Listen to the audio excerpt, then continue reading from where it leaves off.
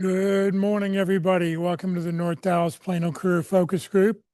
We're very glad you're with us this morning. It's May 15th, 2026. Please note this event has been recorded and will be uploaded to the Career USA YouTube channel for others to view in the future.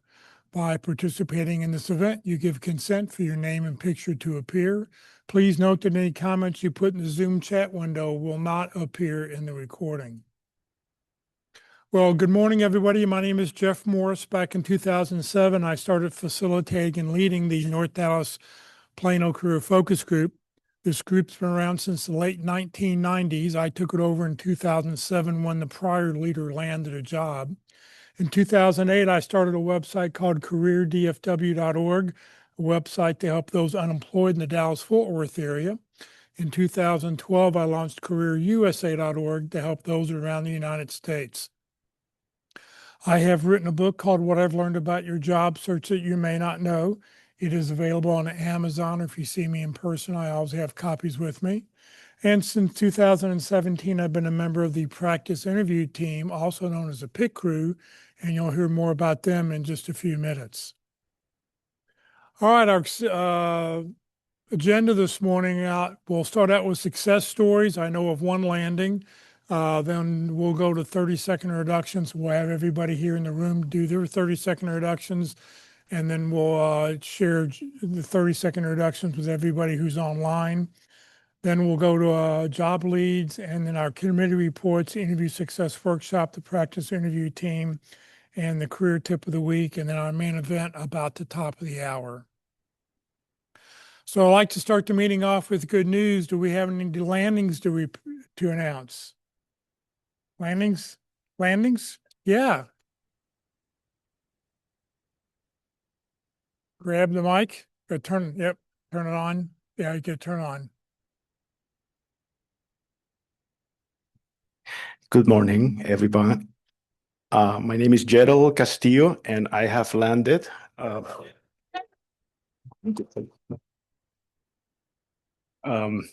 The role I will be starting in June is aerospace sales. I am actually an electrical engineer, and I've been working on the wireless communication industry for quite a while now. So I found this position in the work in Texas or Texas workforce. And I had 2 interviews. I just told them I bring transferable skills from my industry and my experience with supporting customers, and apparently that worked.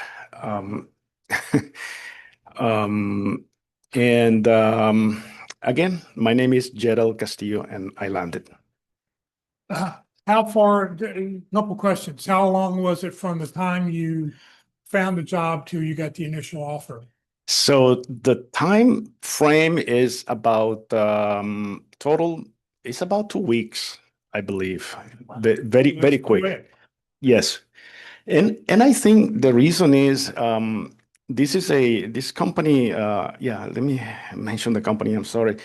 AV Tech Industry, they are a subdivision of Fastenal, which is a supply chain management. So it must be an industry that is moving up. I think that could be a reason. Yes. Okay. What in this process of going through job searches, what is the one thing you'd recommend to everybody? Well, of course, the networking and the attending these sessions, because this provided me a structure which I didn't have. I was at home online and getting rejections, and thankfully I found out about these meetings here, and then it gave me a new dimension and motivated me. I remember the first day I attended one of these, I just went home, and then as things started to in my mind, reflect, and then the next day I just unconsciously started making calls here and there, and so this is key, right? The motivation, the group, meeting other people. So it's very important. Yeah. Great. Well, congratulations. Thank you very much. Thank you. Thanks for letting us know. Well, Gerald is not the only person I knew of. We have one other landing. What was What- AV Tech? Victor? Okay. So the other story I know is Juan Romero. He's been with us a few times. He didn't tell me where he landed. He just said, I wanted to let you know that I received a job offer and accepted it this past week. Is returning to work on May 11th. Opportunities truly part of God's plan. I sincerely thank you for all of your prayers. So I'm not sure where he landed, but he did email this week that he did land. Anybody else want to share good news? Go on. One comment about work in Texas. Yeah. Okay. What, you can't hear me? I can. I can online. Sorry. One comment that I heard just the other day about work in Texas is that if you find a good connection through there and get interviewed, those companies really want to hire you because they get a stipend from work in Texas for hiring people through that website. So that's another plus. All right. Thank you very much. Okay. What cool? Oh, okay. I've been on the job search a while, since October 20th.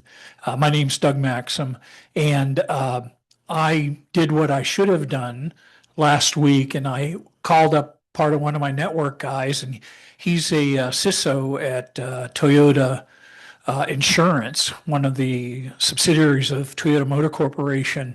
And with that one lunch interview, I have now introductions and contacts that I'll explore this coming week with the manager of cybersecurity awareness and training, and two contacts in cybersecurity third-party risk management. So the power of networking, I've totally underestimated it. I'm glad I'm doing the right thing.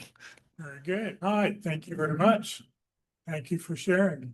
All right. For everybody who's online, if you will, open up your chat window. Give us your name, the position you're looking for. Give us 2 or 3 target companies we may be able to help you with.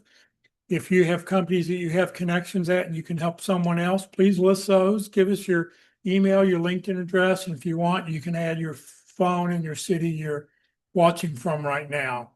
We'll put 30 seconds on the clock to get started.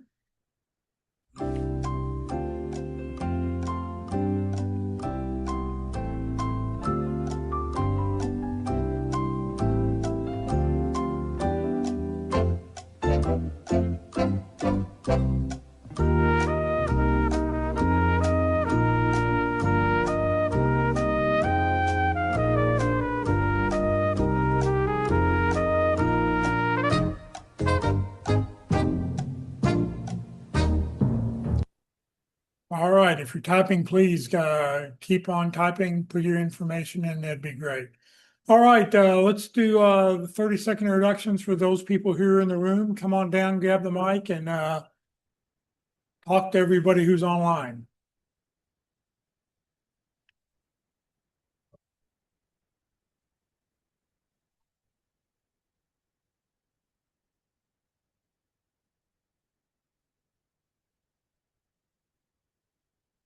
Okay, hello everyone again. John Hamer, Senior Technical Project Manager. I lead internal and external teams to deploy systems and solutions that optimize companies' investment in technology. Today I'm looking for contacts at Caterpillar. There was a lot of people in the pit crew looking for contacts at Caterpillar and Collins Radio. My name is John Hamer. My name is Doug Maxim. I'm looking for My job titles that I'm looking for are cybersecurity awareness and training or cybersecurity third-party risk management. Um, I don't have companies right now, but I can connect people to people at Raytheon if you're looking there. My name is Doug Maxim. Good morning, everybody. My name is Eric Nowak. I drive bottom line results by finding the truth in the data. I'm a senior program and project manager, focusing in on data and analytics and ERP adjacent software implementations. I'm looking for positions in consulting and industry, both. My name's Eric Nowak. Thank you, Eric. Good morning, everyone. My name is Sapna Shah. I'm an IT project manager. I drive projects by bringing the right people together. I'm currently looking for positions in the city areas such as City of Plano, City of Frisco, City of Allen, City of Garland, all the cities. My name is Sapna Shah. Thank you.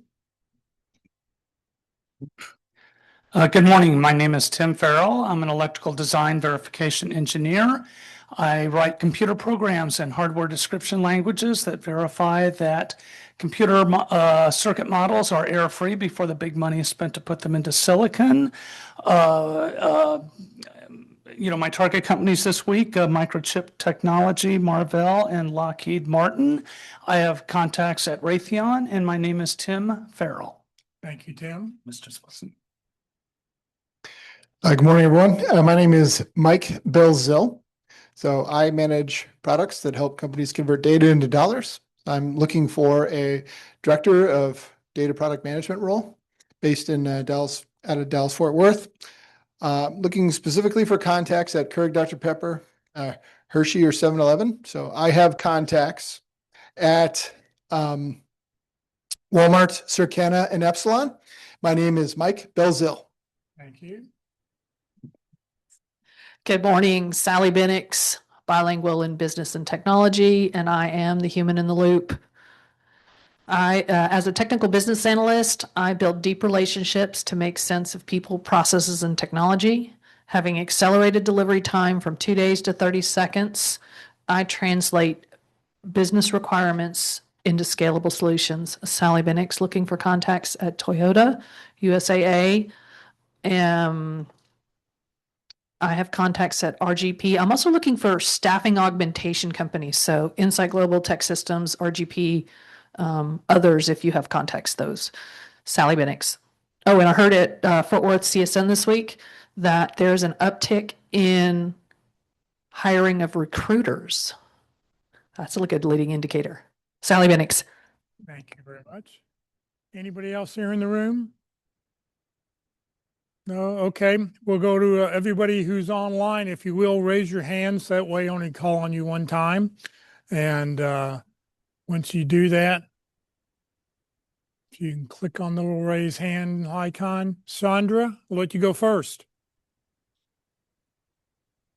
Yes, my name is Chandra Thomas. I'm looking for an image review processor or administrative support assistant. I need contacts at Blue Cross Blue Shields. I currently don't have contacts right now. Again, my name is Chandra Thomas. Thank you. Scott.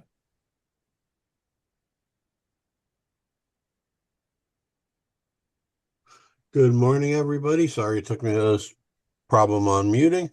I'm Scott Boudreau, Certified Planning Inventory Management, looking for a supply chain job in Central New Jersey or remotely, specializing in inventory control or production planning. I don't have any target companies designed out yet, and I'm Scott Boudreau. Thank you. Tracy. Good morning. My name is Tracy Harris. I'm a senior search consultant with Thomas Edwards Group. We are a boutique staffing firm specializing in accounting, finance, HR, and IT recruiting, local to the DFW area. And yeah, happy to be here. Tracy Harris. Thank you very much. Sheldon. Good morning, everybody. Sheldon Weinstein. I lead customer sales teams that help food and beverage brands win at retail, and I've led teams with calling on retailers like Kroger, Walmart, and Target. And my experiences across both large companies like Nestle, Starbucks, and Campbell Soup, as well as lean entrepreneurial, private equity backed or family owned businesses. And I'm exploring director to VP level sales leadership roles with mid-market food companies in the 200 to $2 billion range. Again, Sheldon Weinstein. A couple of companies are Kettle and Fire, Lighthouse Foods, or Lavazza Group. Thank you. Thank you very much. Miguel. Hey, good morning, everyone. My name is Miguel Castillo. I'm looking for a VP or a Senior Director of Finance, or for a smaller size company, a CFO position. Need contacts this week at Novolex in the Chicago area, as well as CareFlight here in DFW. I am an ex-Amazon, ex-American Airlines, so I have contacts there, and my name is Miguel Castillo. Thank you very much. Jennifer.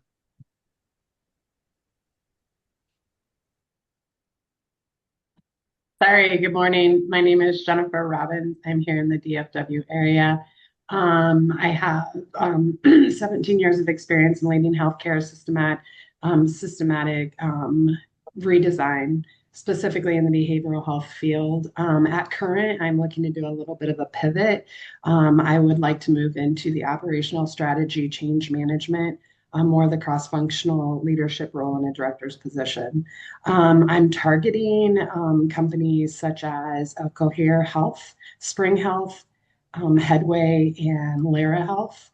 And I have no contacts currently in this market. So my name is Jennifer Robbins.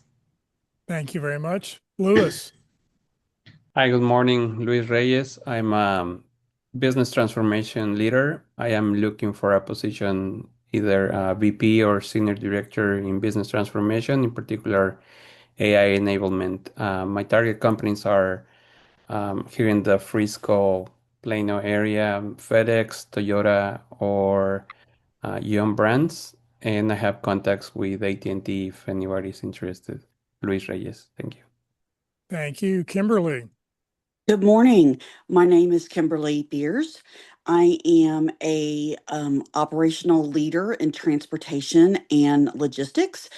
I have 20 years of experience in that field. I have 5 years of experience in training and learning and development, specifically in facilitation. I don't really have a target company. I can pretty much fit in anywhere. And I do have contacts at Uber Freight, Mode Global, and some at C.H. Robinson. And again, my name is Kimberly Beers. Thank you very much. Patricia. Sorry, I'm having trouble with some of my controls. My name is Patricia Gullidge. I am a HR professional looking for HR generalist, manager, business partner roles. Target companies are Brio Real Estate. Oh, trying to remember this other one. Weeks GRP LLC. Mini Mall Storage. I've got contacts throughout the Metroplex. I hesitate to name off the names of the companies because I do have several, but I also am partnering with a small boutique staffing company. I told them that I would watch out for some leads for them. It is I'm sorry. I'll put this in my chat, but it's 3PDS. And I'll put some contacts in there so we can connect on LinkedIn and I can pass out whatever their jobs are. Thank you. Thank you very much. Florence. Why can't I? Good morning, everyone. My name is Florence Hogan. I'm a strategic research and market intelligence leader. I illuminate insights for leadership in complex, fast-changing environments. I deliver actionable insights that support strategic planning, market expansion, and customer experience, and go-to-market strategies. Again, and I don't have any target companies at this time. I am in the insurance industry, So I am on the lookout for opportunities such at State Farm, USA, National Life Group, or anything within the financial services space that can use my experience. And I am targeting companies that are typically in Plano, Richardson, Frisco, McKinney, within the proximity of where I live. Again, my name is Florence Hogan. Thank you. Thank you, David.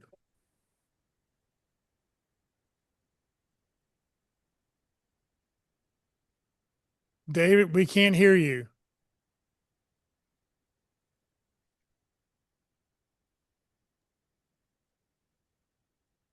Nope, can't hear you. Something's not working.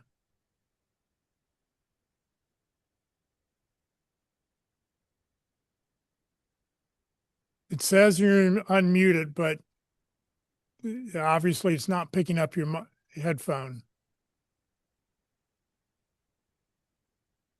Nope. All right, we'll keep going. Rosina. Good morning, Jeff. Good morning, everyone. Happy Friday. My name is Rosina Gallman, and I am your Career Tip of the Week host, so I'll be back shortly. I'm looking for a position as a Senior Talent Acquisition Business Partner, Senior Recruiter, HR Generalist, or HR Specialist position. I need contacts this week at the Encompass Group, and I have contacts at a variety of different places. So as we connect, feel free to let me know who to introduce you to. Again, my name is Rosina Gallman, Senior Talent Acquisition Business Partner, Senior Recruiter, HR Generalist, or HR Specialist position. Thanks so much. Thank you. T. Williams.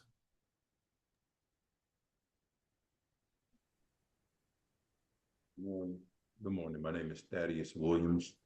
I am looking for roles as a network administrator, network engineer, or even NOC monitoring positions. I don't have any target companies at this particular moment, but I have applied to companies like Dr. Pepper, Keurig, PepsiCo, DataBank, Palo Alto. I have contacts at Armor Defense, which was my last company that I worked for. And again, my name is Thaddeus Williams. Thank you. David, you want to try one more time? No, he's looking at his headset.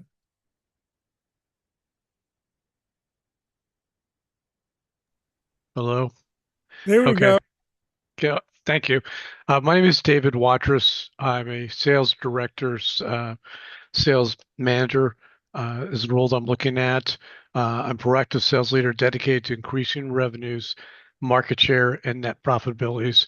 I'm currently been targeting Fisher Financial in Plano, also potentially going back into fiber commercial sales at AT&T potentially, or some other fiber provider here in the Metroplex. Thank you. Again, my name is David Watrous. Great, thank you. Anybody else online I haven't called on yet? Going once, going twice. All right, we'll keep going. Let's see here. Tracy, so what's going on at the Thomas Edwards Group? Yeah, we've been still pretty busy on the contract side. A lot of new, I think we received last week alone 18 new jobs on the contract side. But some various ones that I can highlight are we're looking for a Snowflake DBT developer, a OneStream project manager, specifically someone who has implemented and ran project management for OneStream. And we've got some various accounting level roles, some at the lower end, some controller, senior director. We also have a finance transformation leader. There is a year requirement as far as that contract role goes. But we've got a lot of various roles that are moving right now, and they're all on thomasedwardsgroup.com. Great, Tracy. Thank you very much for being with us today. Happy to be All here. right, John, are you on the call today or not? All right, John told me he was going to get on. He had news to share that apparently some of the workforce offices are running low on money for the Workforce Investment Act, where you can get free training. So if you're interested, you can reach out to John. We've got his business cards in the back if you want to pick one up and contact him if you're interested in doing that. All right, interview success workshop. Walt Glass is not with us today. He's taking care of himself with some medical stuff today. If you're interested in a workshop to help you do better when you interview, reach out to Walt. He's going to help you talk about who you are, what you do, and how you can help somebody. Just email Walt at walt_glass@yahoo.com. That's his the LinkedIn email address. Click there to register and schedule. He does interviews on Tuesday mornings from 9 to 11 with 1 to 2 participants only. It's a great thing to do before you actually schedule a real interview, because he'll take you basically through all the basic stuff step by step to help you want to do that. So if you're interested you can reach out to Walt. The practice interview team. The practice interview team meets every Wednesday from 1 to 3 o'clock. On the first, second, third, and fifth Wednesday of the month, they meet in person right here in this room.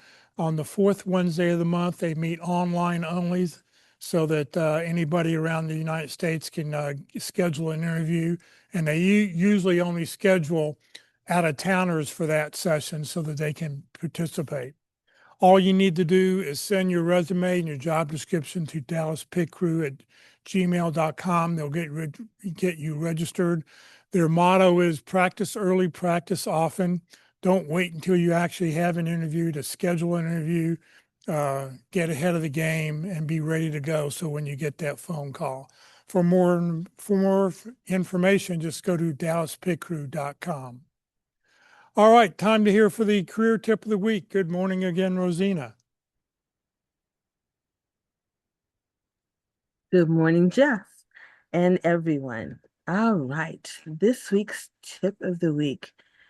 And I don't know if you guys attended South Lake Focus Group yesterday, but Pete Hernandez did a great presentation on LinkedIn 101. So this kind of will tie in a little bit as to what he was talking about for LinkedIn and making sure all of your sections of LinkedIn are complete. Okay, so today's tip of the week is the top 15 Claude LinkedIn profile prompts for job seekers, how to optimize your headline, about section, and skills for the role you actually want. And this article is by the Interview Guys, and it was originally produced in March 12th of 2026 and last updated May the 5th of 2026. And so just so that you guys are aware, as I'm gliding over the prompts real quick, in summary, I just want to let you know I am putting the link directly into the chat today so that you can start working with the prompts right away. But that'll be after the presenter finishes. All right, so your LinkedIn profile is working 24 hours a day, even when you're not. Recruiters search for candidates using very specific keyword strings. And if your profile is not optimized around those terms, then you're invisible before the competition even begins. The problem most job seekers run into is not that they lack experience. It is that their profile reads like a job duty list rather than a value statement.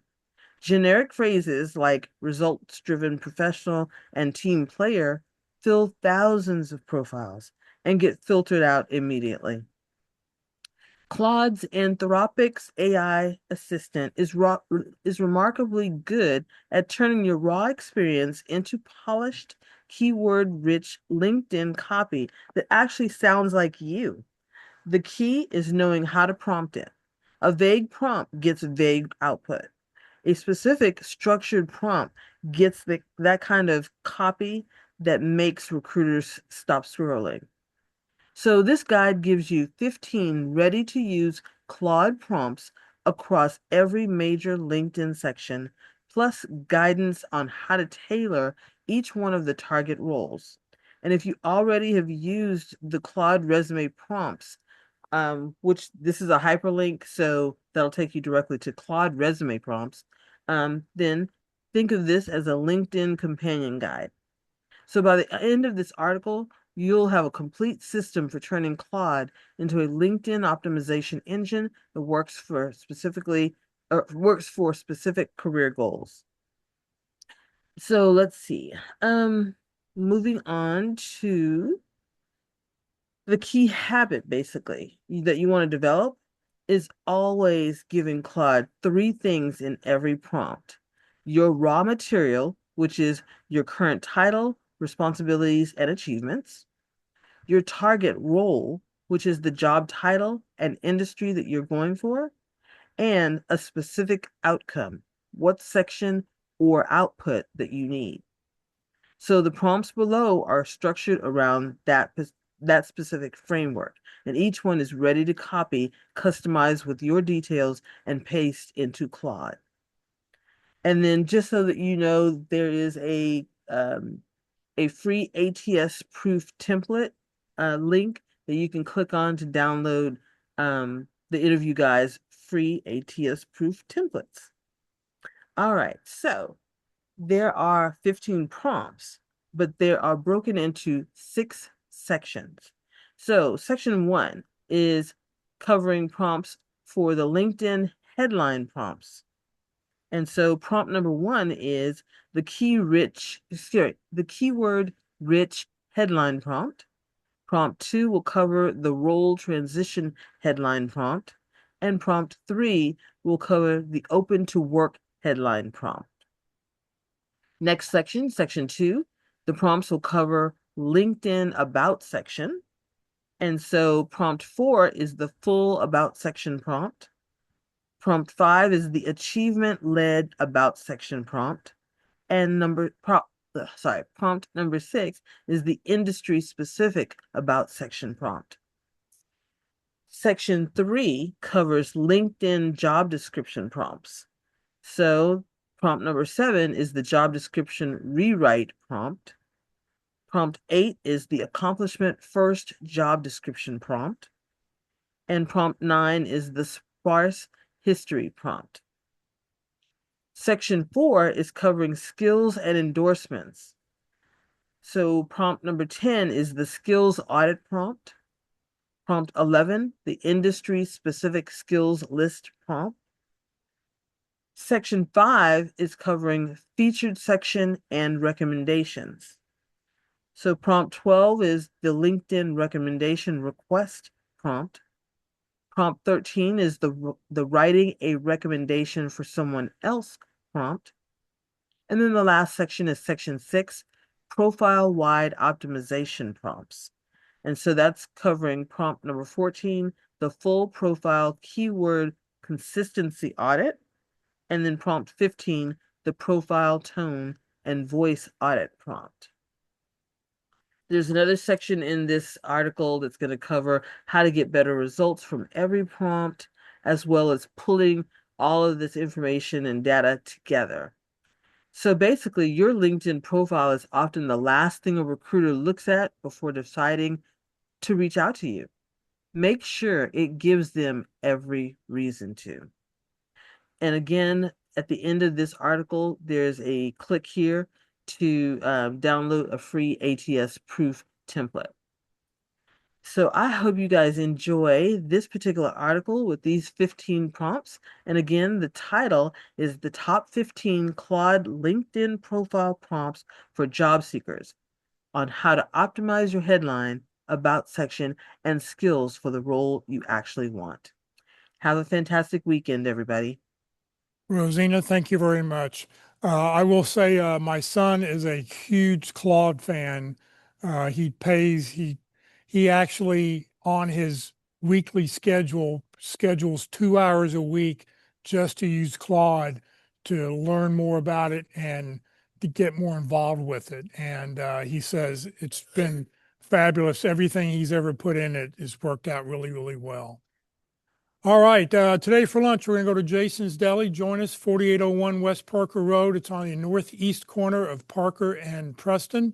Come join us for lunch. Great way to expand and network and get to meet everybody and know everybody better. So we'll take a head count here at the end of the session. If you'd like to receive today's materials, you'll get a copy of the speaker's presentation, a link to the YouTube video that we're going to post that we're recording right now. You'll get a copy of the career tip of the week that Rosina just read, and along with a copy of the chat window, you'll get everything that's in chat. You'll get a copy of that. To make sure you get it, for those people who hear in person, please make sure you've signed in. If you're new, make sure you fill out the little slip of paper, and if it's legible, I will get you added to the list tomorrow. For everybody who's online, please include your email address. If you just include your LinkedIn address, if I'm not connected to you, I can't see your LinkedIn contact information. So please put your contact information, please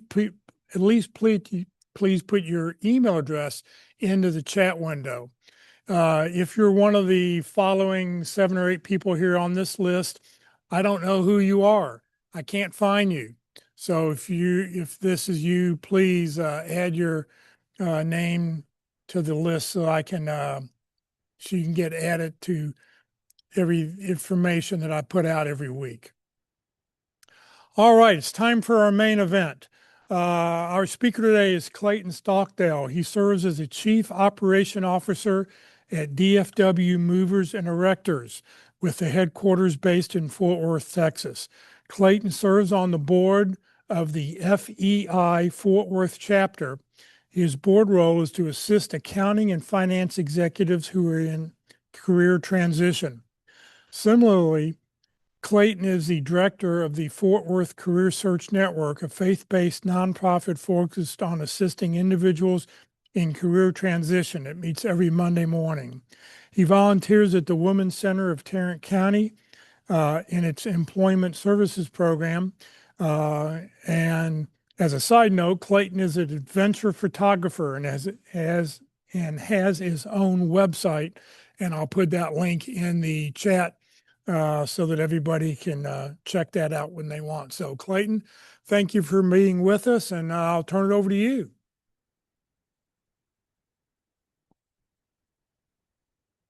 All right, let me go ahead and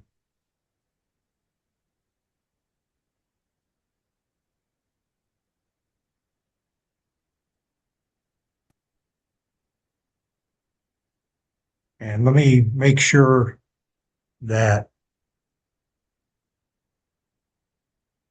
can everyone see my full screen? Yep, looks good. Okay, great. All right. Well, once again, it's a pleasure being with you and to share a topic to you that I think is extremely critical in being successful in job search. I have, the title is Accountability Makes Things Happen. There's a saying that we judge others by their actions, we judge ourselves by our intentions. And I think that's very true. We don't see other people's thought. We just see their actions and we judge that. But then when it comes into play, we judge ourselves by our intentions. However, intentions don't get us a job. Actions do. And that's where accountability and accountability groups really come in to their own. So what is accountability? It's the quality or state of being accountable, especially an obligation or willingness to accept responsibility or to account for one's actions.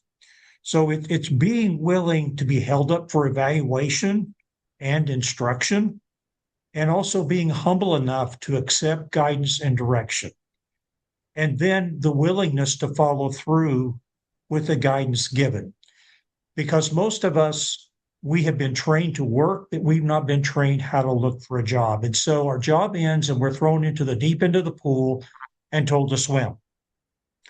And so accountability groups can be very helpful in helping us learn how to swim so that we don't drown in the sea of ghosting that oftentimes many job seekers experience. So what is life without an accountability group? And I hope everybody's seeing the slides as I'm changing them, because I can't, in the mode I'm in, I can't see what you guys see. Clayton, they're So- changing. Pardon? They are changing. Okay, good. All right. So with life without an accountability group, well, one, it can be too easy to give yourself a free pass.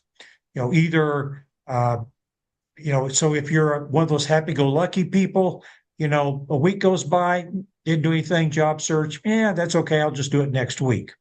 And then you have the other end of the spectrum of those people that are perfectionists or whatever, and you can be really hard on yourself because you're not where you thought you would be at this time in your job search, and you can enter the dungeon of despair because things aren't going the way you thought they would. And that is the deal with job search. It's like a sine wave.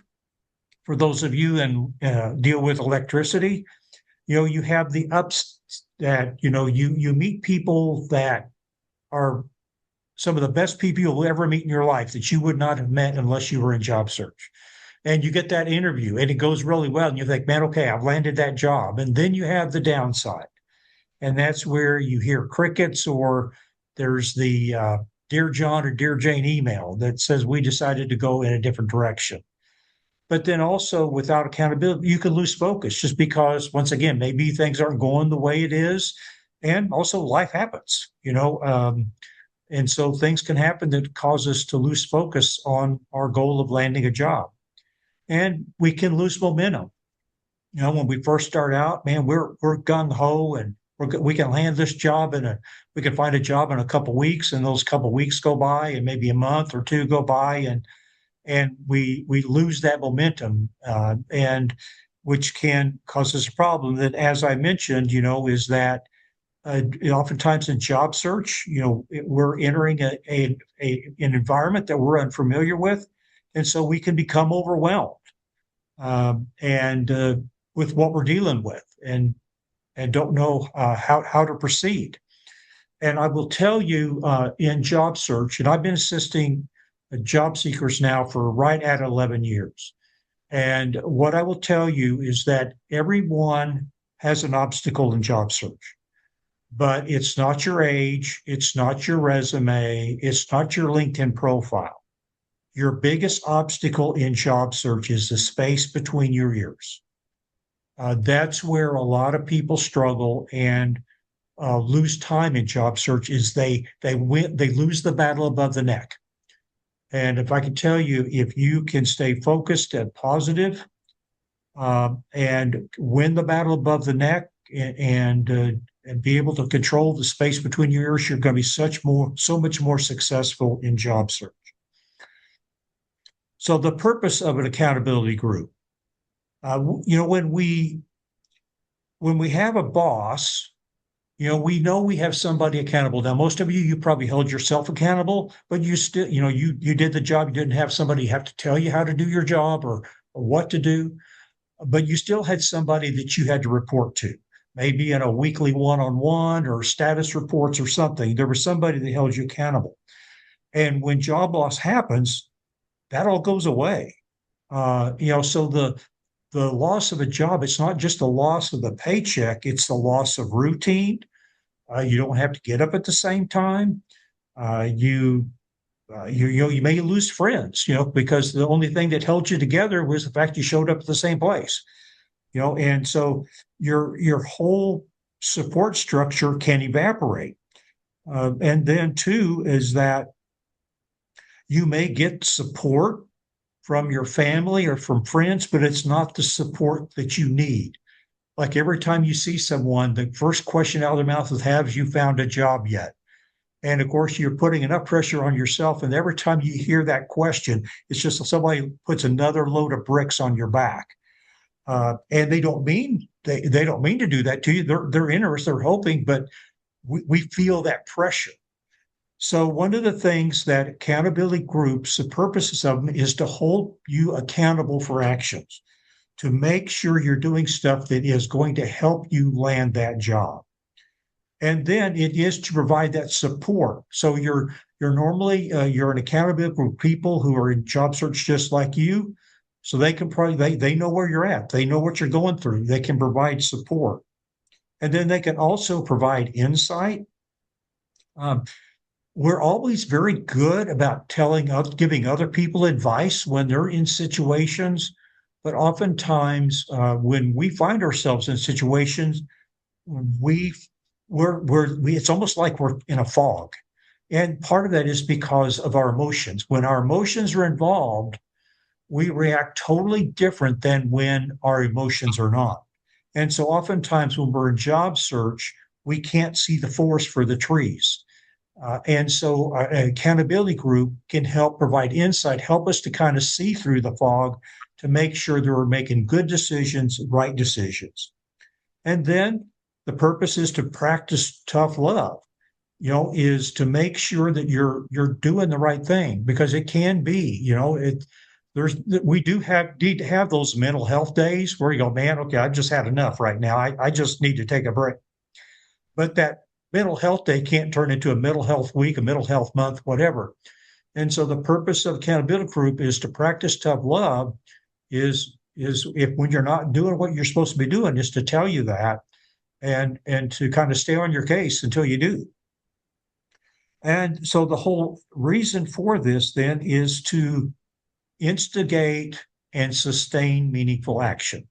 It is to keep you motivated towards your end goal, which is to land a job. So in addition to purposes of an accountability group is, okay, so why participate? Well, one, it does instill motivation. And we'll talk more about who do you create accountability group with. But normally you're involving with people that you respect. The last thing, when you're interact with people that you respect, the last thing you want to do is let them down. And that in itself instills motivation. And that's the biggest thing. One of the biggest things about participating in accountability group, it helps instill motivation. So it keeps you focused on your goals. And your goal is to land a job. And then it helps keep a list of what actions you say you will achieve and when you're going to complete those actions. So once again, that's accountability feature coming in.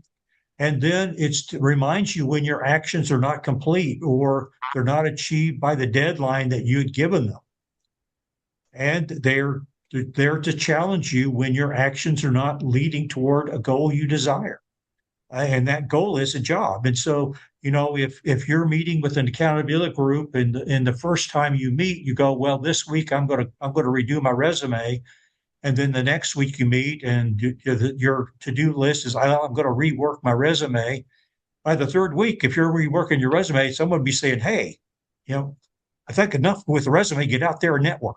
So they should be challenging you when your actions are not really helping you get towards your goal, where maybe you're in avoidance mode and not in action mode. And so they can also provide a support and a sounding board. Is that, so there are times, like maybe you are getting ghosted and you're going, hey, what am I doing wrong here? Or you have an interview and all of a sudden it just goes sideways. You're coming out with your head spinning, going, what just happened? Well, you can share that with your accountability group, and they can tell you, hey, there's nothing else you could have done here. There's nothing we would have done different.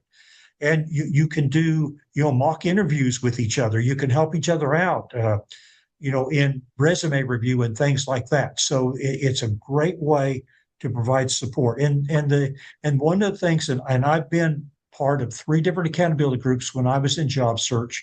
Not at the same time, but one of the things that is it helps keeping you moving forward even when you don't feel like it. And that's the one thing. If you're trying to do job search alone, when those days when you just want to stay in bed and pull the covers over your head, and sometimes you do.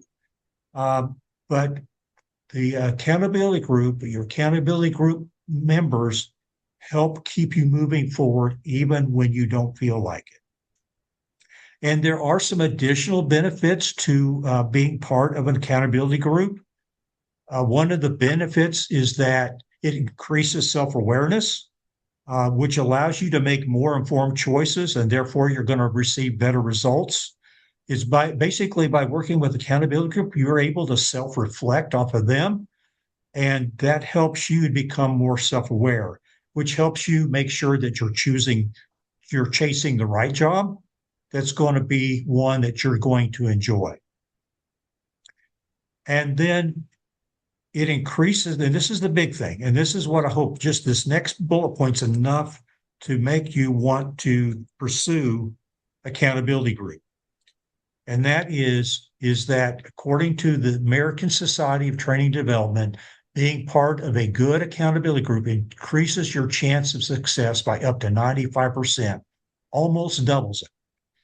So being part of an accountability group can be a tremendous catapult in your job search. And the biggest thing of that is that it keeps you motivated, keeps you moving forward. And so I highly encourage you to be part of an accountability group because it can be such a motivating factor. And the other thing it does for you is that it has a neutralizing effect when you're complete. So if you're one of those that's kind of happy-go-lucky, they kind of help tamper that down. And if you're one of those that you're one of those perfectionists and you bring out the cat of nine tails every time you don't meet an expectation, they help with that. So they help you stay more objective. And then it helps increase compassion by allowing others to observe you and you observe others. You actually become more compassionate. In fact, that's one thing that I've heard comment after comment about that is how job search has made a person more compassionate. And that's an important thing. I read an article, it's been a number of years back, and I can't remember if it was Harvard or Yale, but they did a study regarding leadership. And in the study, they were wanting to differentiate between great leaders and good leaders, not great leaders and bad leaders, but great leaders and good leaders. And, at first people think, okay, it's going to be education, it's going to be skills, maybe IQ. It was none of that. When it came down to it, the only things that separated great leaders from good leaders were three attributes. And those attributes were compassion, humility, and gratitude. Those are the only things that separated great leaders from good leaders. So increasing compassion is not a bad thing, particularly if you happen to be a leader of people. And that is one thing that being part of accountability group does for you. So let's talk about creating an accountability group. So how do you go about it? Well, first off is what's recommended is identify 3 to 5 people in your network. It can be larger than that, but you usually want at least 3, because if you only have one accountability group partner and they land before you do, you're back on your own again. So it's recommended at least 3 to 5. I have seen as many people as 16, but that makes for a really long meeting. So I would say try to keep it 8 or less, but 3 to 5 is what's recommended. And these can be people in your functional area, such as sales or technology, or it can be in your industry, such as healthcare, or you can leave it open to anyone who you feel is going to be a consistent and quality contributor. And that is key. You want people in your group who are willing to give you constructive feedback. You don't want people in your group that are always going to tell you, hey, that's great. Yeah, you did it perfectly. I wouldn't have done anything different. You want people that are going to give you constructive feedback. And we do not recommend family members. Recommend people that you are not related to. And on a more humorous note, recommend maybe a former Marine, because they can help keep you on track. You can have co-ed groups, and there was one accountability group that was a co-ed group. It was roughly half male, half female. What I would just say there is that you want to have very good ground rules in place for that, because what I can tell you is what will happen is, at first, when you first meet, everybody's going to have their mask on, okay? But after about the second or third meeting, those masks start coming off and people start getting real with each other. And what will happen as a natural result is that you will feel compassion toward those accountability group members.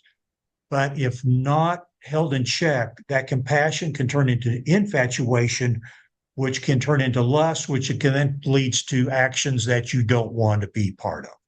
So I would just say there is you just want to have really good ground rules in place. You want to set, so speaking of ground rules, you want to set specific ground rules on how your group will work. So like how often you will meet, which is usually weekly, what day of the week, how long the meeting is going to last, which is usually about an hour or so. Then what each person is to bring with them each week, like a goal sheet, which we'll share on the next slide, and a group binder, that has everybody's information in it. We'll talk more about that here in a little bit too.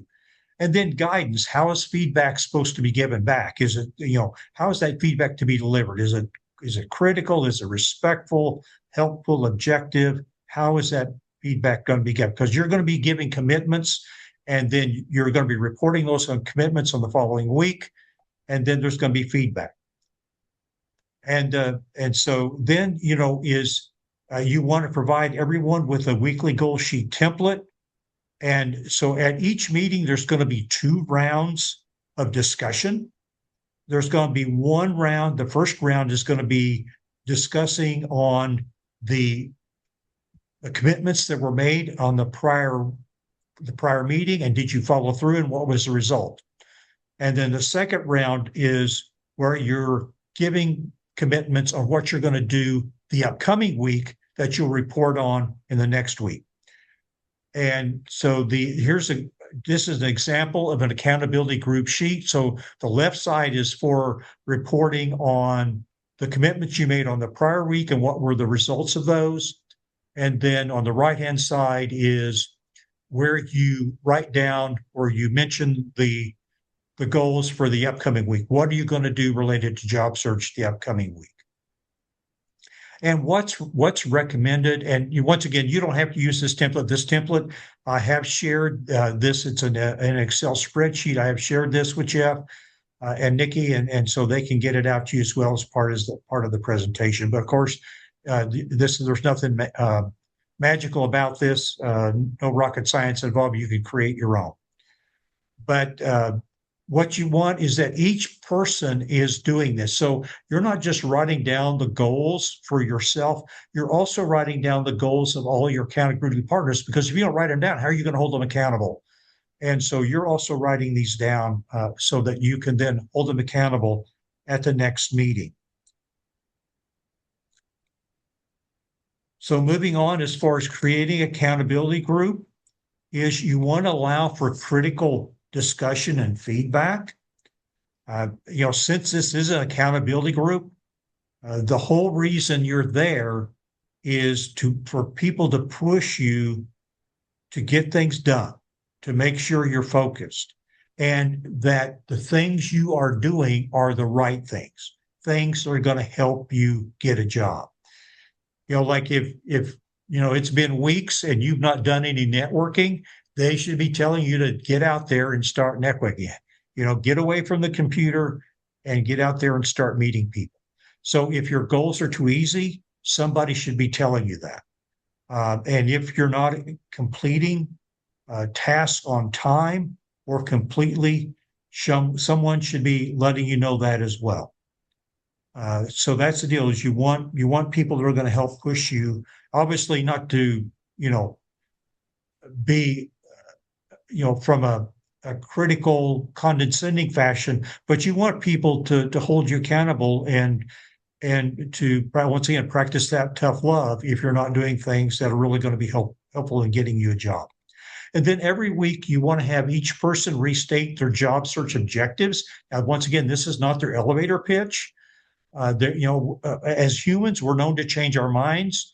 And so you want to have each person list their job search objective in case things have changed or whatever, so that people know what your job objectives are and so that they can help you.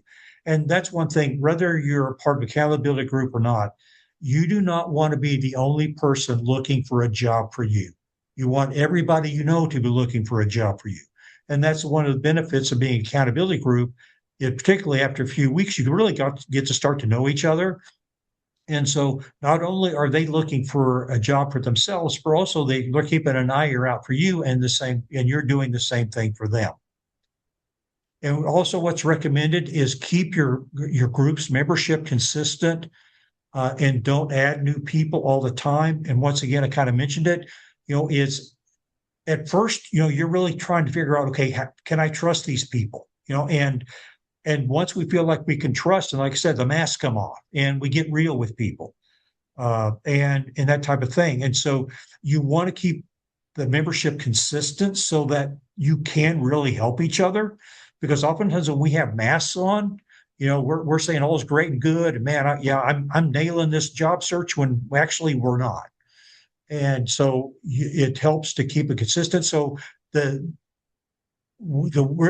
times that you should be, adding new members is like maybe you've got a member that is just not participating. They're missing a lot. Well, then you may need to say, you know what, let's replace you with somebody else. And when you're ready, let us know and we can, bring you back.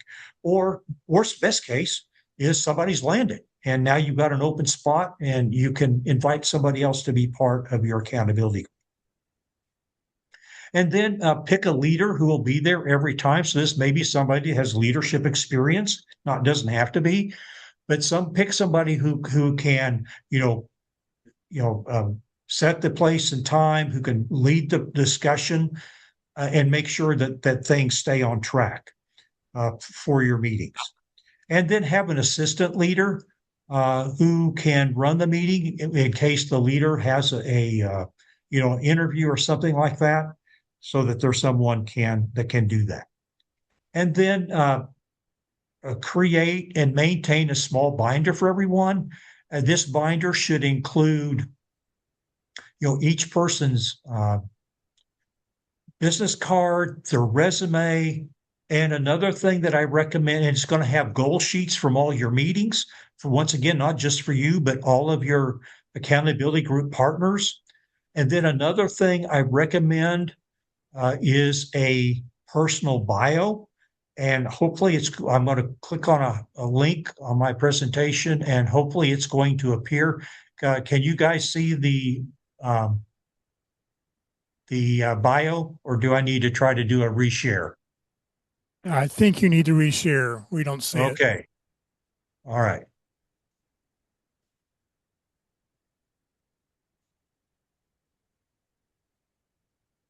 I do have a copy of Clayton's bio. And it will be included in the documents that go out tomorrow. Here we go. All right. So, and this is a bio that something similar to this is I highly recommend. And because this really is helpful when you're, like, say, in informational interviews and things like that, where maybe your resume is not the best document to lead with. And so the purpose of a personal bio is to really tell people how you tick, which will hopefully help build trust, because that's the biggest thing is when you're interacting with people you don't know, they're not going to open up their network to you unless they feel like they can trust you. And that's the purpose of this document. So, down the left-hand side, it is more related to where you can list your experience, your education, and that type of thing, your contact information. And then, in the center is, you can have a personal value proposition. but then the rest of it's really your background, background of you personally. It could be a background of your career, and which hopefully gives people an insight, and then hopefully they see, okay, well, Clayton's pretty much like me. I think I could trust this guy, or I could trust this lady, So and so once again, mine's not the end all be all. I didn't come up with this. I actually learned it from another a recruiter who happens to be a Harvard graduate. I learned it from him, and I had great success with this in my job search. In fact, I never had one negative comment about it. I did create this in Microsoft Publisher, and Microsoft Publisher is getting ready to go away. So I have shared this with Jeff in both the Microsoft Publisher file as well as PDF. So if you want this, you can just take my my Publisher file, delete my information, put yours in, and away you go. So help you from having to reinvent the wheel. So now jumping back to our presentation.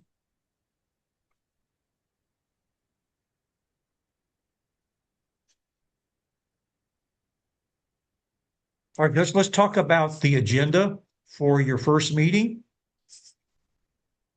So first off, you start off with introductions. Ask each person to introduce themselves, their background and such things. So each person introduces himself or herself, and then share what brought them to the group. What do they expect to get out of it? What do they expect to put into it? Okay. And then you go about and talk about the foundation of the group. This is where you talk about your ground rules and things like that, the rules that are set up for the group.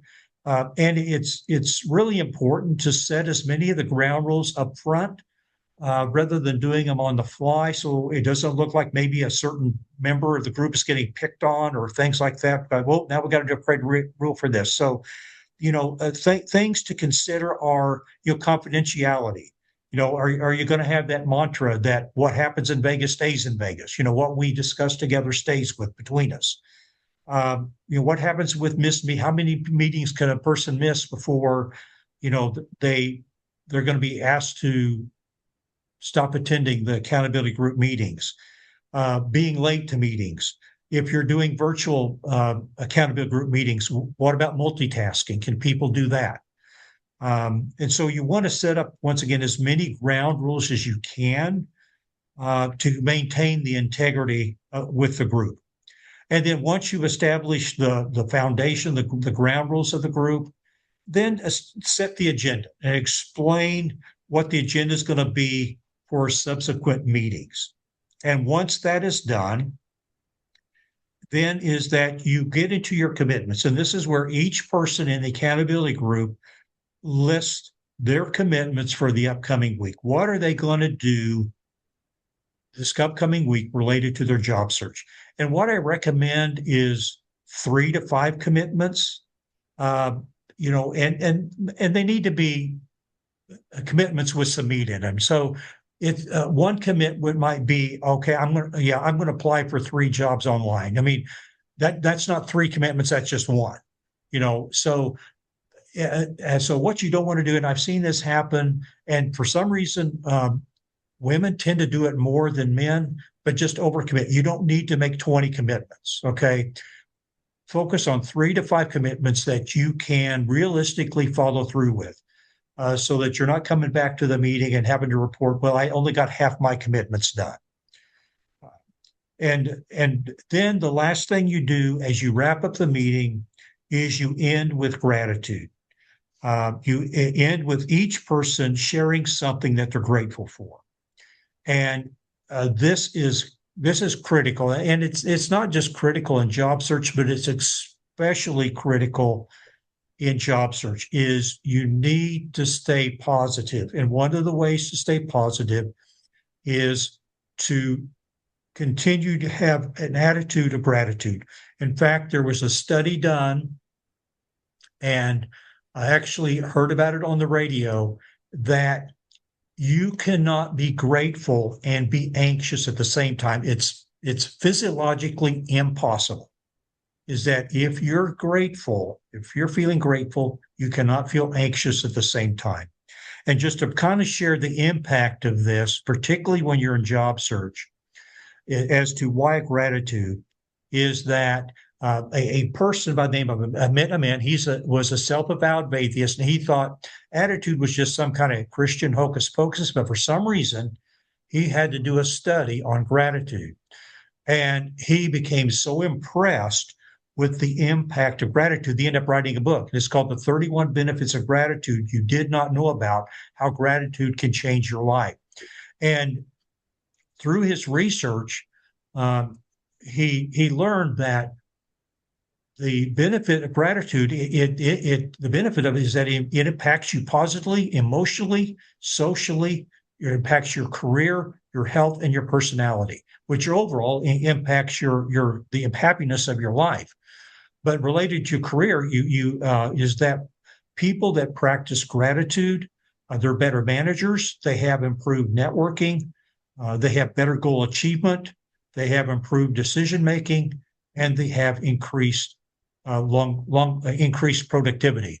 And there's tons of other benefits that we give as far like a longer life, or sick less, improved sleep, and so on. So I encourage you to get in a daily habit of practicing gratitude. We'll talk a little bit more about that toward the end of our presentation today. But now let's talk about the subsequent accountability group meetings. Okay, how should you run those? And once again, these are recommendations. If you don't follow this to the letter, it doesn't mean the world's going to come to an end and your accountability group's not going to work. So, but what you start off is you want to start the meeting off on a good note. So you have each person share something new and good. Something what's happened this past week that was good. Maybe it was something that, hey, I'm a kid won a baseball game this week or whatever. Just something new and good. And so once again, this gets the meeting off on a good note. And then once everyone's done that, is then you have each person check in. And what we mean by here is each person lets them know how their week has gone. Okay, which will kind of set up the tone as to about their commitments. Like for instance, one time when I was in job search, my house got hit by lightning. There's nothing like the smell of burnt electronics at 2 a.m. in the morning. But do you think that derailed my job search that week? Yeah. So if I come in and say, well, I had lightning struck my house this week, well, then they're probably going to be a little more compassionate about whether I hit my goals that I had for the week. So this, you're not going into your commitments yet. You're just it's an opportunity for you to give the group context for your commitments. And it's also a good time to let the group know about any questions you have or challenges that you experienced that were not related to your commitments. And then that way they can help address those when they give feedback regarding your commitments. And then once everybody checks in, then you get into your commitments. Okay, this is where you report on the commitments you made at the last meeting. And did you follow through? Did you accomplish those or not? And what were your results? Did you get the results you expected or not? Those type of things. And then as each person goes around, then you give them feedback. Okay. And so it should be direct, honest feedback. And it's also then a good time, to ask questions of the person or also the person whose goals that are being reviewed, to be able to ask questions. And so once you've gone through the feedback loop, then each person makes commitments for the upcoming week. What are you going to do this next week related to your job search that you're going to report on at the next accountability group meeting? And then once that is done, once again, you end the meeting with gratitude. What is something that you are thankful for? And then once again, and then you follow this same approach as you go along in your meetings. And so as we're starting to wrap up here in our accountability group meeting, like as I mentioned, is that I was a member of 3 different accountability groups, and as I mentioned, not at the same time.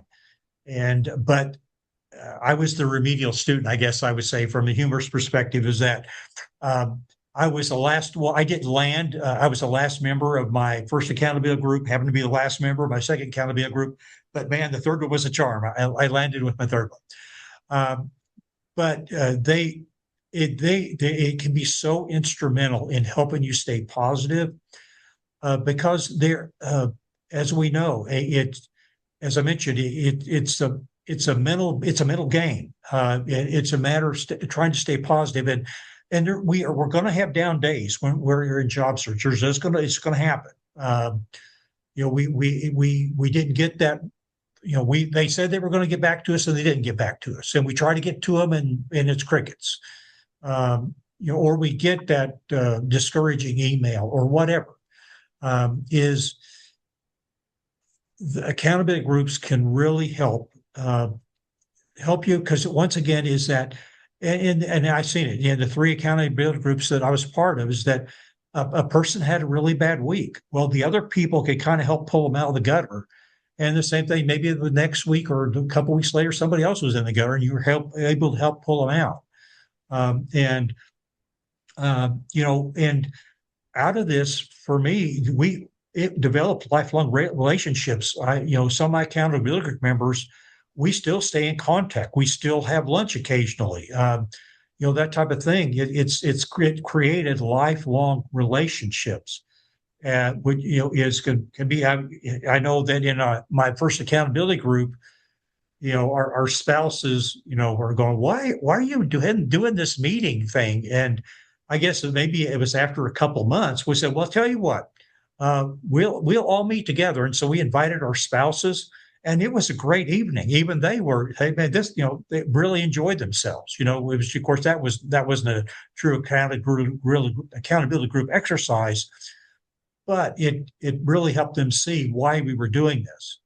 And once again, some of us still stay as couples, still interact with each other. And so it can be extremely helpful in helping you overcome the obstacles in job search. Once again, helping you review your resume, giving you feedback, helping you have somebody to do that practice interview with, those type of things to just help keep your game. Because I'm sure I'm sure as Jeff has shared in past meetings, you do not want to practice interviewing at a real interview. You want to make sure that you're on your game when you are in that interview, and that you're not going, oh well, I didn't land that job, but it was good practice. That's not the thought that you want to have. You want to go in fully prepared and to wow them, with your knowledge, and not that you're going to baffle them with brilliance, but that they're going to be impressed with how you handle yourself in an interview. And so as we're coming toward the end of the slide, and I want to leave time for questions, is that once again, every day when you first wake up, this is something I highly recommend, and that is smile at yourself in the mirror. And I was in my maybe mid-20s. I'm normally a happy, I'm wide awake when I wake up. When my feet hit the floor, I'm wide awake. But I don't know why, but one morning, when I was in the bathroom, I happened to look myself in the mirror and I smiled, and I immediately felt an uptick in my mood. And so that's something that I have practiced going forward. So I recommend is that every morning when you first go into your bathroom, look at yourself in the mirror and smile, even if your hair is doing this. In my case, mine does this because I got less of it. But smile at yourself in the mirror. And then while you're there is vocalize one meaningful item that you're thankful for. Like for me, I'm thankful that I can see, because I came within days of going blind in 23. So I have plenty of things that I can be thankful for. And so once again, that gets your day off to a good start. Smile at yourself. It immediately, and it's scientifically proven, smiling at yourself, it uplifts your mood. And then saying something that you're thankful for, it gets your mind in a more of a positive frame of mind for you to hit the day running. And then it's not just me, saying that, hey, be part of an accountability group. There's other reasons why as well. There are several sources here that I used in putting this presentation together. But, like I say, I lead a Christian-based networking group, and even the Bible talks about you don't want to do life alone, particularly job search. It says, whoever isolates himself seeks his own desire. He breaks out against all sound judgment. If we're doing job search by our own, it's not sound judgment. Plans fail for lack of counsel, but with many advisors, they succeed. Two are better than one because they have good return for the labor. If either of them falls down, one can help the other up. But pity anyone who falls and has no one to help them up. Though one may be overpowered, two can defend themselves. A cord of three strands is not quickly broken. So I highly encourage you to be part of an accountability group. You go, how do I go about finding leaders or members? Sometimes there may be an accountability group you can join. Or if you're wanting to create one, what I recommend is either find people that live close to you that are in job search, or look for people that are already coming to where you guys are coming to a common meeting place, such there as the North Dallas Plano group. You may be there that several of you say, hey, let's form an accountability group. You're already coming together. And so then you meet maybe before the meeting or after the meeting. So it helps if there's something already bringing you together. I don't recommend, having people that live a long distance away be part of accountability, because after a while, it's going to be like that drives a halt. And so that's one thing I've seen, is that if you have people that live a long distance away, usually they fall out of the accountability group after a while, just because it's the cost of the drive, the time, and that type of thing. So I recommend finding people that live either live close to you, or find people where you're already meeting for another reason, that then you can then meet, once again, immediately follow prior to the meeting or after the meeting. And with that, I'll go ahead and I will stop the share and open it up for questions. All right, questions from anybody? Yep, hold on a second.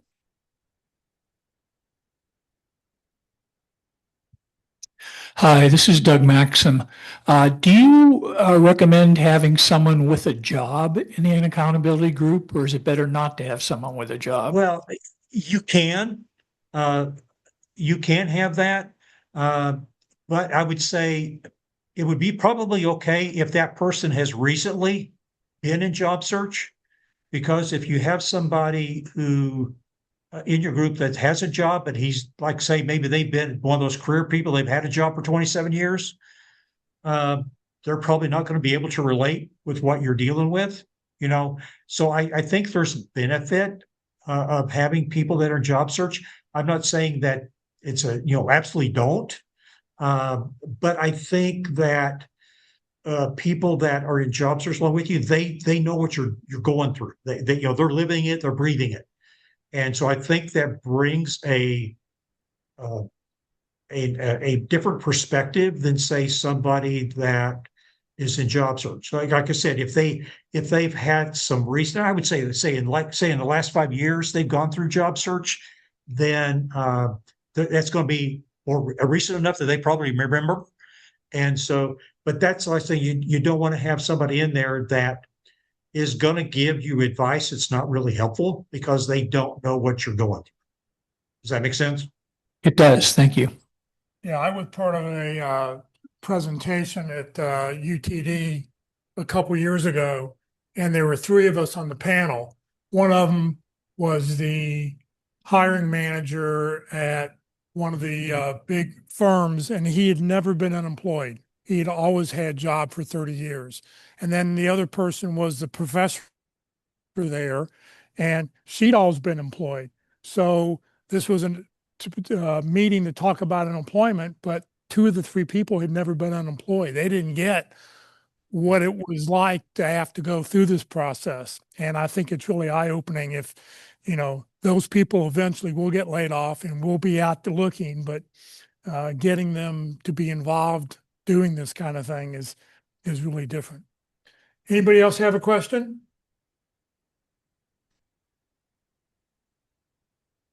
Yes, Tim Farrell. I have a concern about getting into accountability groups. I'm wanting your feedback. If I get involved in an accountability group, then I'm concerned that I may end up with a job that the accountability group wants and not what I want. I feel I have enough tough love in my job search. Is that a valid concern? Well, one thing you could do to counteract that is have people in your accountability group that are either in different professions or different industries. And because then you're not going to be going after the same jobs. So that would be my recommendation there. If that's a fear you have, is like say, I don't know what role you're in, but I'll say if you're in sales, then have people that are in operations. Or whatever that are part of your accountability, because you're definitely not going to be chasing the same jobs.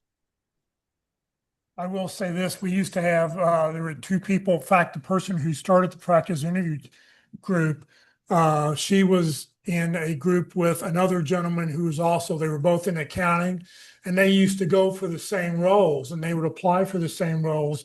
But what they would do is whoever got interviewed first would call the other one to tell them what they were going to be talking about. So they were tipping each other off, and they were happy to, know that one of the two of them were going to get the job versus somebody who was not part of the group. So. This is more of a comment, Sally Bennix, and there is a opening in my accountability group here. We meet right here before the North Dallas Plano group on Friday mornings. We need an activator in our group because we've got a number of us who are close to retirement and can get really distracted by all the fun things that we can do now that we're not working. So looking for an activator. Yeah, you're looking for that former Marine.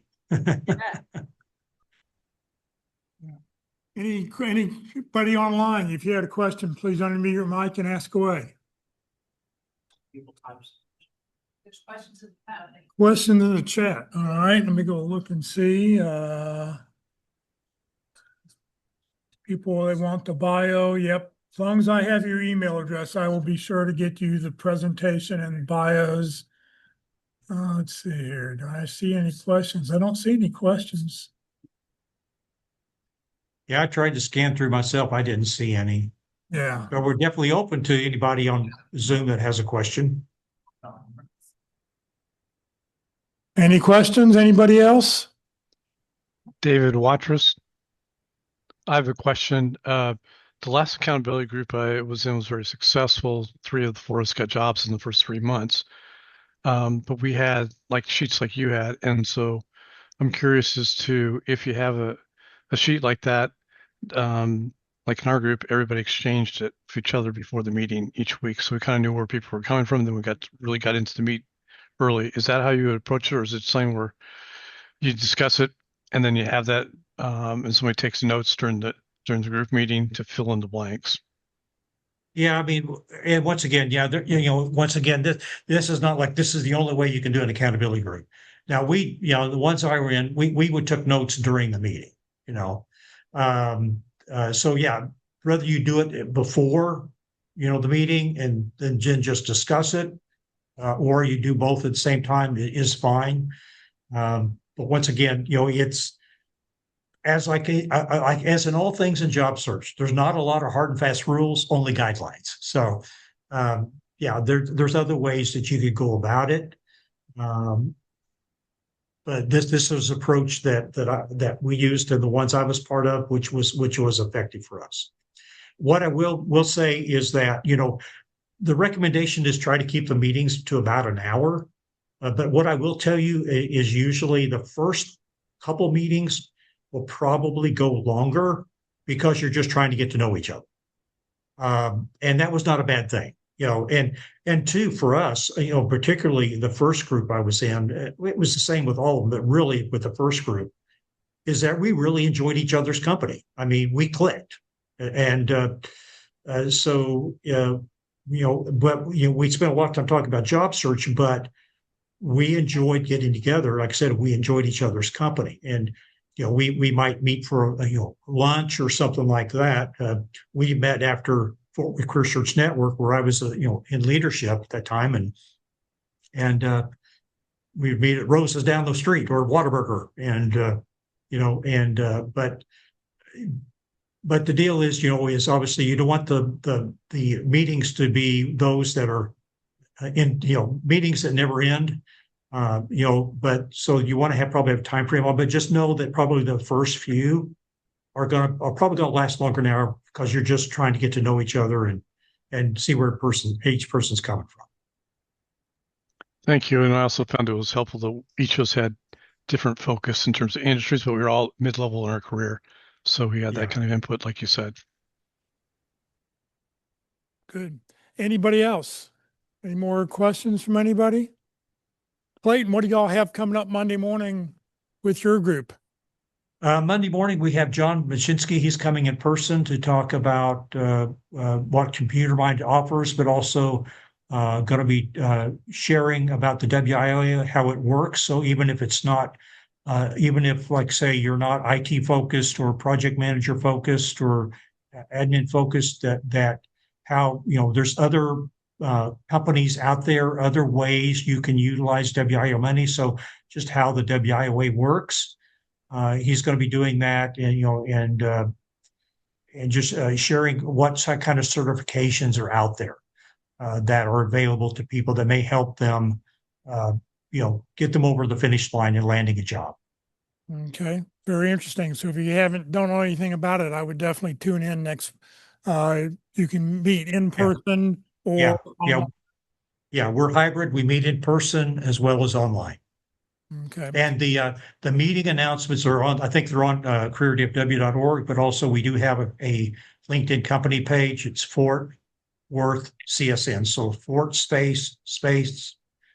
Fort, I'll get it out right. Fort Worth letter C, the letter Nancy, the letter N, or letter S and the letter N. CSN. Okay. Well, thank you very much. Really good information. Like I said, I'll get all of the material that Clayton shared. Will go out as long as I have your email address in the chat and everybody here is signed in. So thank you very much. All right. Let me share a few more slides and we'll get out of here. Next week, our speaker is going to be Dr. Jenny Gray. She's going to talk about dysfunctional thinking through the in-transition journey. So come join us next Friday for that. She will be online, so you can join us next Friday for that presentation. This video will get uploaded and posted to the Career USA YouTube channel. On that YouTube channel, click on playlist and then select whatever playlist you want. I put all the videos into one of 7 different playlists. When you click the North Dallas Plano Career Focus Group speakers, click at the very bottom where you see that red arrow, view full playlist, and up will come a list of all the different speakers and topics, and you can go back and watch any one you want at your convenience.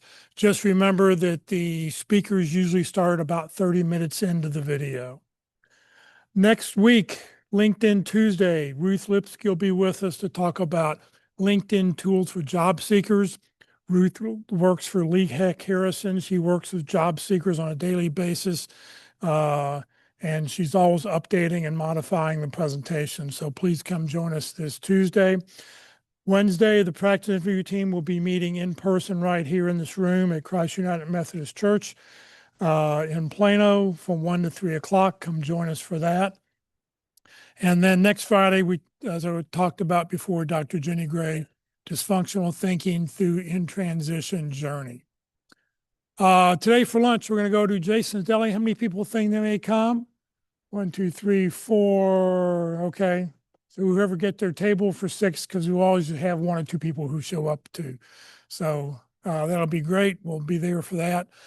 Just a note, starting next Friday, the church is closed on Fridays, but they allow me to come in. They've given me a fob so I can get into the building. So I'll get in, get things set up, but the door, whoever shows up first, I'm going to sort of ask you to be our greeter at the door to let everybody else in. So if you're coming, somebody will be downstairs from 9:15 to 9:40 in the morning. After 9:40, I'll leave my cell phone number on the door and you can text me. And if you get here late, it'll let you in. But just wanting to know for the next 2.5 months, the building is closed on Friday except for us. And I don't know about the yoga people. They may be downstairs or not. I haven't heard yet. So thank you very much for joining us today, everybody. Have a great Friday, and we'll see you all next week. Clayton, thank you very much.